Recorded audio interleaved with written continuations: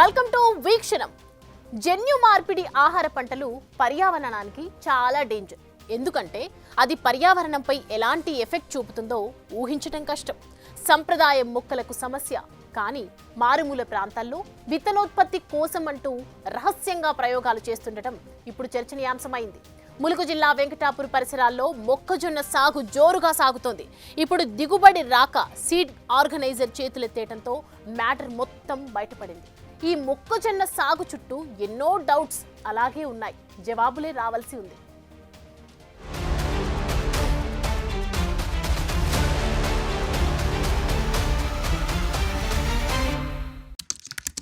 ములుగు జిల్లా వెంకటాపూర్. ఈ మొక్కజొన్న పొత్తుల్ని చూడండి.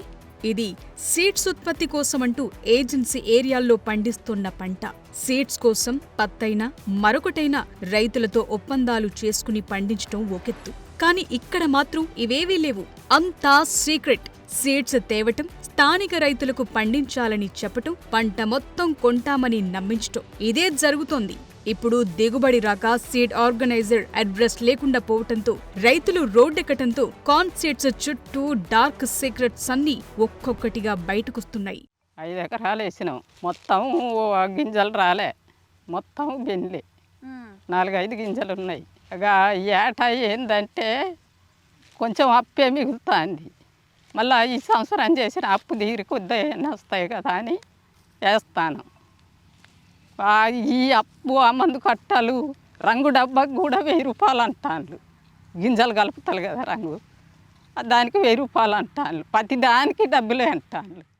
గద్వాల్, ఉమ్మడి మహబూబ్ నగర్ ఏరియాల్లో అక్కడక్కడ కాటన్ సీడ్స్ కోసం పంట పండిస్తున్నారు. కానీ ములుగు జిల్లాలో మాత్రం మొక్కజొన్న సీడ్స్ కోసం అంటూ ప్రయోగాలు చేస్తున్నారా, లేకుంటే ఇది జన్యు మార్పిడి మొక్కజొన్న పంట అన్నది కీలకంగా మారింది. ఎందుకంటే జన్యు మార్పిడి ఆహార పంటలు పండించాలంటే కేంద్ర రాష్ట్ర ప్రభుత్వాల అనుమతులు తీసుకోవాలి. ఇష్టమొచ్చినట్లు చేయటానికి వీల్లేదు. ఎందుకంటే జీన్ మోడిఫైడ్ సీడ్స్ తో బయోడైవర్సిటీకి ముప్పు ఉంటుంది. మనం తినే ఫుడ్స్ లో జన్యువులు మారిపోయి అది ఆరోగ్యంపై ఎలాంటి ఎఫెక్ట్ చూపిస్తుందో అంచనా వేయటం కష్టం. అందుకే వీటి అనుమతుల విషయంలో చాలా జాగ్రత్తలు తీసుకుంటారు.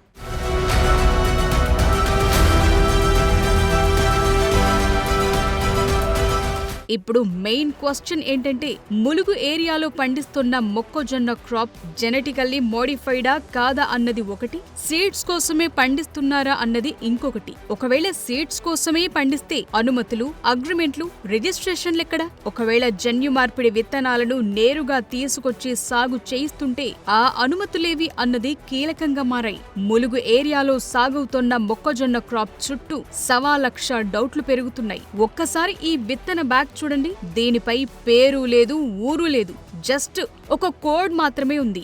ఇది కూడా పెద్ద డౌట్. రైతులు చెప్తున్న దాని ప్రకారం ఈ సీడ్స్ అన్ని విదేశాల నుంచి వస్తున్నాయంటున్నారు. అదే జరిగితే క్వారంటైన్ ఎటు వెళ్ళింది, చెకింగ్స్ ఏం చేశారు, ఇక్కడి దాకా ఎలా వచ్చాయన్నది కీలకంగా మారుతోంది. మేము అభిప్రాయపడేది ఏంటంటే, రైతులకు తెలియకపోవచ్చు కానీ మా అభిప్రాయం ప్రకారం ఏంటంటే, ఇప్పుడున్నటువంటి ఈ మొక్కజొన్న విత్తనాలు వేసిన తర్వాత, ఈ పంటలు వేసిన తర్వాత రైతులు దాంట్లో వ్యవసాయం చేసేటటువంటి క్రమంలో, వాటిని ఆహారంగా తిన్నటువంటి క్రమంలో ఈ నాడీ వ్యవస్థ మొత్తం కూడా చచ్చుబడిపోవడం, పెరాలసిస్ లాంటిది రావడం, మహిళలు ప్రెగ్నెన్సీ ఉమెన్స్ ఎవరైనా తిన్నట్లయితే ప్రెగ్నెన్సీ కూడా పోవడం, ఇలాంటివన్నీ చూసినప్పుడు ఇది ఒక జెనెటిక్ ఇంజనీరింగ్ ద్వారా వచ్చినటువంటి ఒక నూతన వంగడంగా మేము అభిప్రాయం, అనుమానం కూడా వ్యక్తం చేస్తాను మేడం.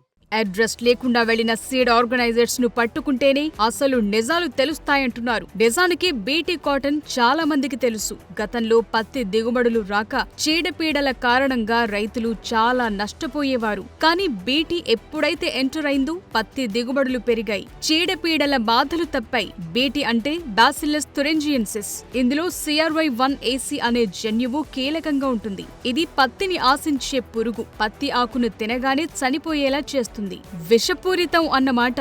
ఇది వాణిజ్య పంట అయిన పత్తికి వర్కౌట్ అయింది. అదే ఆహార పంటల్లో ఇలా జన్యు మార్పిడి చేస్తే అది తినే జనాలు, పశుపక్ష్యాదులపై ఎలాంటి డేంజర్ ఎఫెక్ట్ చూపుతుందన్నది క్వశ్చన్ మార్క్. అందుకే వీటి అనుమతులు అంత సులువుగా రావు.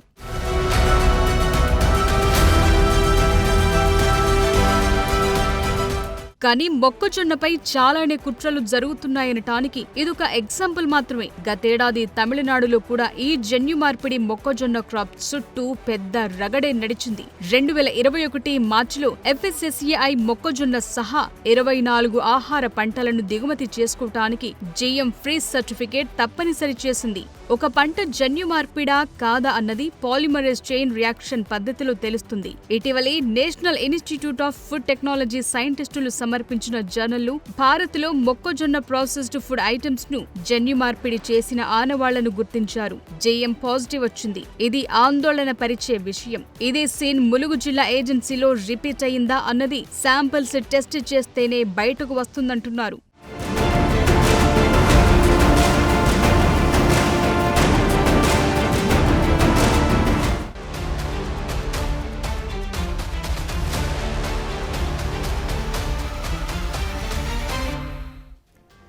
తెలంగాణపై అంతర్జాతీయ విత్తన కంపెనీలు కుట్ర పన్నాయా? ఏజెన్సీ ప్రాంతాలను ప్రయోగశాలలుగా మార్చుకున్నాయా? అమాయక గిరిజనుల జీవితాలతో ఆటలాడుకుంటున్నాయా? ఈ ప్రశ్నలకే ఇప్పుడు సమాధానం కావాలి. ఎందుకంటే ములుగు జిల్లాలో ఈ మధ్య వివాదాస్పదమైన మొక్కజొన్న పంట నష్టం గురించి ఆరా తీసిన బిగ్ టీవీకి షాకింగ్ ఫ్యాక్ట్స్ తెలిసాయి. వాటిని బట్టి చూస్తే అక్కడ బీటీఐ మొక్కజొన్న సాగు చేస్తున్నారన్న డౌట్లే పెరుగుతున్నాయి. అదేంటో డికోడ్ చేద్దాం.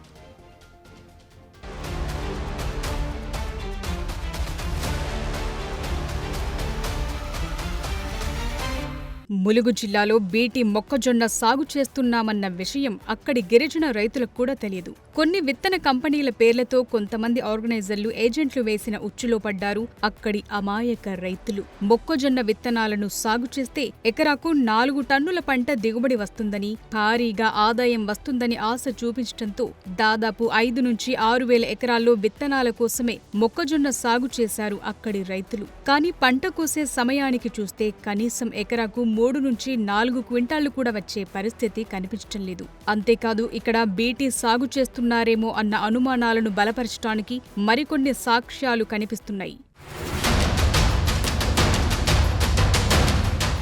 విత్తన కంపెనీలకు చెందిన ఆర్గనైజర్లు, ఏజెంట్లు రైతులతో మాట్లాడి ఇదిగో ఈ విత్తనాలను నాటించారు. కానీ అధికారికంగా ఎలాంటి అగ్రిమెంట్లు చేసుకోలేదు. రాతపూర్వకంగా ఏ కంపెనీ విత్తనాలనిస్తున్నారు, ఎలా సాగు చేయాలి, ఎలాంటి జాగ్రత్తలు తీసుకోవాలి, ఎంతకు పంటను కొంటారన్నది లేదు. పైగా రైతులకు విత్తనాలను సరఫరా చేసిన ప్యాకెట్లపై ఏ కంపెనీ పేరుగానీ సింబల్ గానీ లేదు. కేవలం కొన్ని కోడ్ నెంబర్లు వేసిన తెల్ల సంచుల్లో విత్తనాలను ప్యాక్ చేసిచ్చారు. ఏజెంట్ల మాటలు నమ్మి సాగు మొదలుపెట్టేశారు. కంపెనీ పేర్లను చెప్పి పొలాల్లో బోర్డులు కూడా పెట్టలేదు.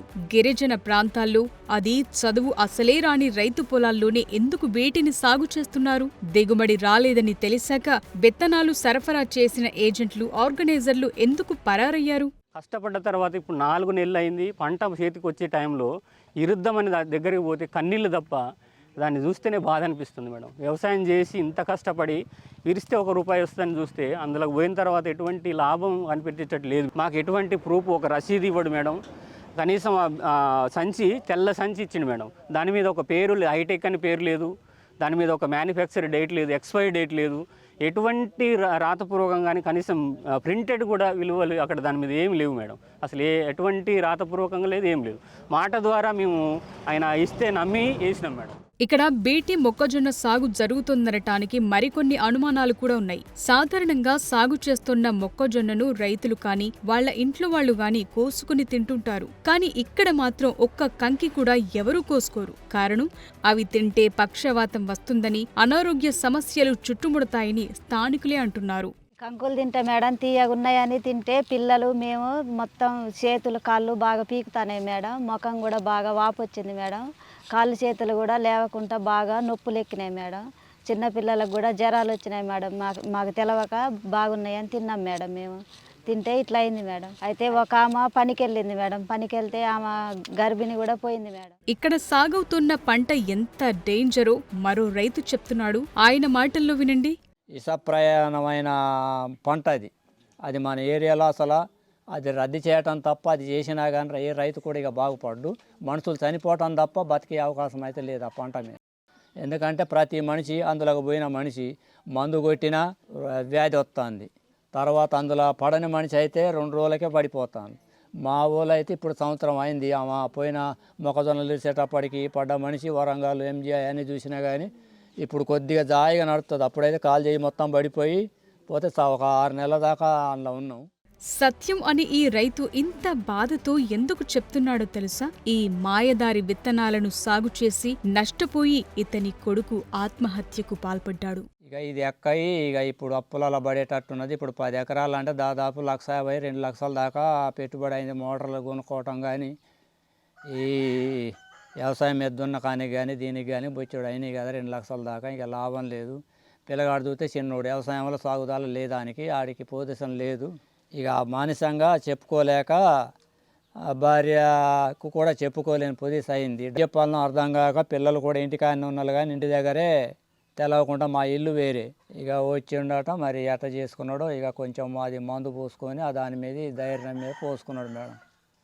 జరిగిన వాస్తవం అది. ఈసారి మొక్కజొన్న పొత్తుకు గింజలు రాకపోవటంతో ఏజెంట్లు పంట కొనలేదు. నష్టపరిహారం ఇవ్వకపోవటంతో రైతులు ఆందోళన చేయటంతో మ్యాటరంతా బయటకొచ్చింది. సంప్రదాయ విత్తనాల తయారీ రైతుల చేతి నుంచి ఎప్పుడో ఎంఎన్సీల చేతుల్లోకి వెళ్లిపోయింది. గతంలో రైతులు విత్తును దాచుకునేవారు, కానీ ఇప్పుడు కంపెనీలు అమ్మినవే కొనే పరిస్థితి వచ్చింది. అయితే చాలా కంపెనీలు డైరెక్ట్ గా రంగంలోకి దిగకుండా దొంగచాటుగా ప్రయోగాలు చేస్తూనే ఉన్నాయి. జీవ వైవిధ్యాన్ని ప్రభావితం చేసేలా ఏ ప్రయోగం చేసినా సంబంధిత శాఖల నుంచి అనుమతులు తీసుకోవాలని బయోలాజికల్ డైవర్సిటీ చట్టం 2002 చెప్తోంది. అంతేకాదు కేంద్ర పర్యావరణ అటవీ మంత్రిత్వ శాఖ పరిధిలో జెనెటిక్ ఇంజనీరింగ్ అప్రూవల్ కమిటీ అనేది ఒకటి ఉంటుంది.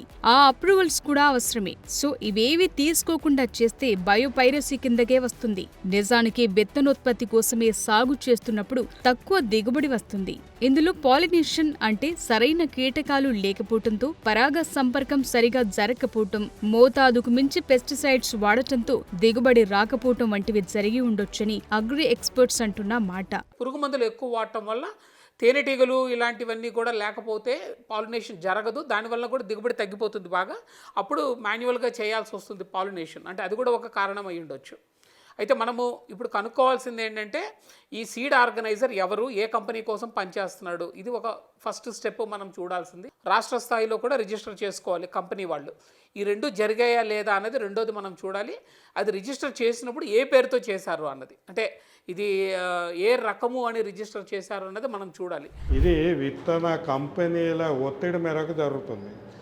విత్తన కంపెనీలు ఇటు రైతులను మోసం చేస్తున్నారు, విత్తనాలు వేసుకునే రైతులు మోసం చేస్తున్నారు. వాళ్ళ మీద చట్టం అమలు కాకుండా అధికారుల మీద ఒత్తిడి చేస్తున్నారు. అధికారులు ఒకవేళ పనిచేసినా కోర్టుకు వెళ్ళి స్టే ఆర్డర్లు తెచ్చుకుంటున్నారు. అంటే ఈ విత్తన వ్యాపారము నిరాఘాటంగా కోట్ల రూపాయలతో నడుస్తుంది.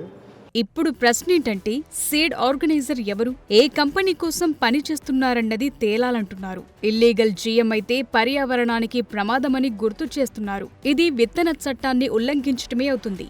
ఇలా విత్తనాల కోసమే పంటలు సాగు చేయిస్తుంటే రిజిస్టర్ చేసుకోవాలి. అప్పుడు రైతులకు పక్కాగా నష్టపరిహారం ఇవ్వాల్సి ఉంటుంది. కానీ బాధ్యతల నుంచి తప్పించుకోవటానికి రిజిస్ట్రేషన్ లేకుండా, కాంటాక్ట్ లేకుండా ఆర్గనైజర్స్ రంగంలోకి దిగుతుంటారు. అటు విత్తన కంపెనీలు కూడా డైరెక్ట్ గా రైతులతో డీల్ చేయవు, మధ్యవర్తులను రంగంలోకి దింపుతాయి. బయోడైవర్సిటీ చట్టం ప్రకారం ఉల్లంఘనలు రుజువైతే 3 ఏళ్ల జైలు శిక్ష, 5 లక్షల జరిమానా ఉంటుంది. ఇది ఎంత లెక్క? అందులోనూ దీన్ని నిరూపించి చట్టం ముందు పెట్టే పరిస్థితి ఉందా?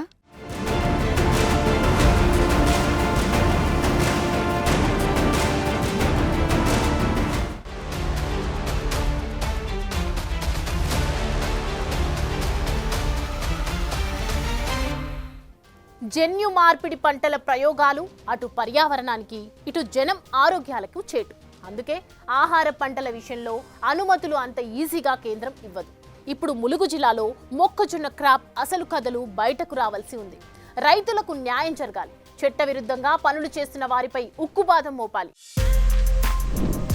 For more videos like this, subscribe Big TV channel.